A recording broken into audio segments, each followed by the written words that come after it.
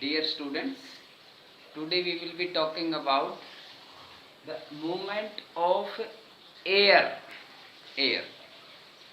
We are aware that air is a mixture of gases, and the envelope of the air that is surrounding the earth's surface, that forms the atmosphere.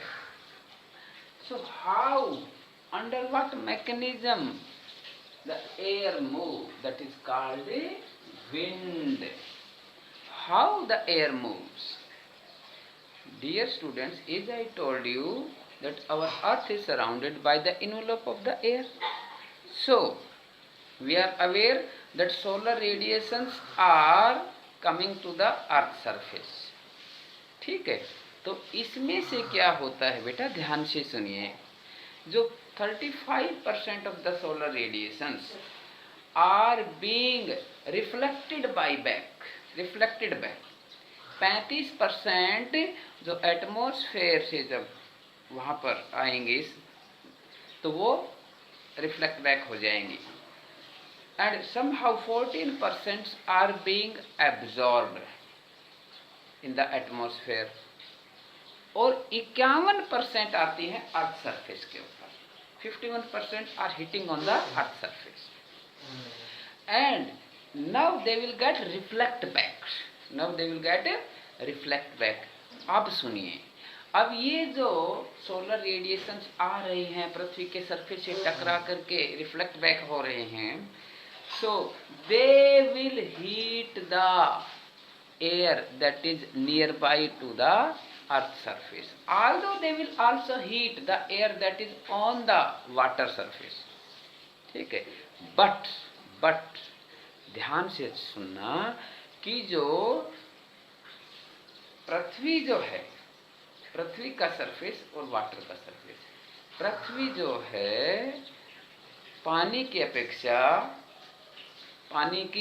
अपेक्षा जो है देर से गर्म होती है ना, जल्दी गर्म होती है और जल्दी ही ठंडी होती है, और पानी जो है देर से गर्म होता है और देर से ही ठंडा होता है. मेरी इस बात को फिर सुनिए. Earth surface gets heated earlier comparison to the water body. पृथ्वी का जो सरफेस है पानी की तुलना में जल्दी ही गर्म होता है और जल्दी ही ठंडा होता है, और पानी जो है वो पृथ्वी की अपेक्षा, सैंड की अपेक्षा देर से गर्म होता है, देर से ही ठंडा होता है. अब क्या होगा, जो ये सोलर रेडिएशंस आ रही हैं इन्होंने हीट कर दिया अर्थ सरफेस को, और वहाँ अर्थ सरफेस के नज़दीक जो वायु है वो गर्म हो जाएगी बेटा, और गर्म होकर के ऊपर वायुमंडल में राइज होगी, ऊपर उठेगी. अब वहाँ पर क्या होगा, एक वैक्यूम हो गया, खाली जगह हो गई. तो उस खाली जगह को भरने के लिए समुद्र से वायु लैंड की तरफ फ्लो करेगी, क्योंकि वहाँ पर प्रेशर ज़्यादा है और लैंड सरफेस पे प्रेशर हो गया कम. So during day time the wind will blow, ठीक है, या movement of the air will be from sea towards the land. अब दिन में सूर्य की किरणें गिर रही हैं, लैंड पर भी गिर रही हैं, पानी पर भी गिर रही हैं. अब क्या होगा, जब शाम होगी तो पृथ्वी जल्दी ठंडी हो जाएगी, लेकिन वाटर सरफेस जो है that will take much more time to get normalise.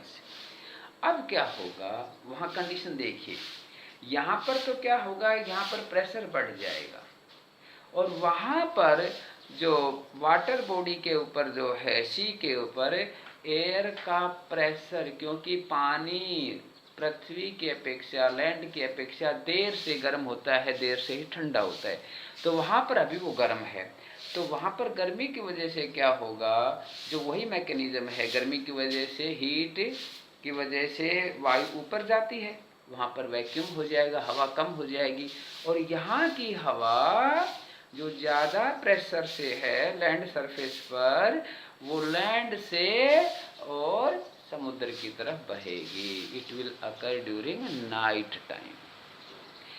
Mechanism क्या हो गया बेटा, जब हवा गर्म होती है, गर्म होकर के हल्की होती है और वो ऊपर उठती है, ठीक है, तो उस जगह को ऑक्यूपाई करने के लिए ज़्यादा प्रेशर से कम प्रेशर की तरफ वायु बहती है। यही है मूवमेंट ऑफ एयर और विंड।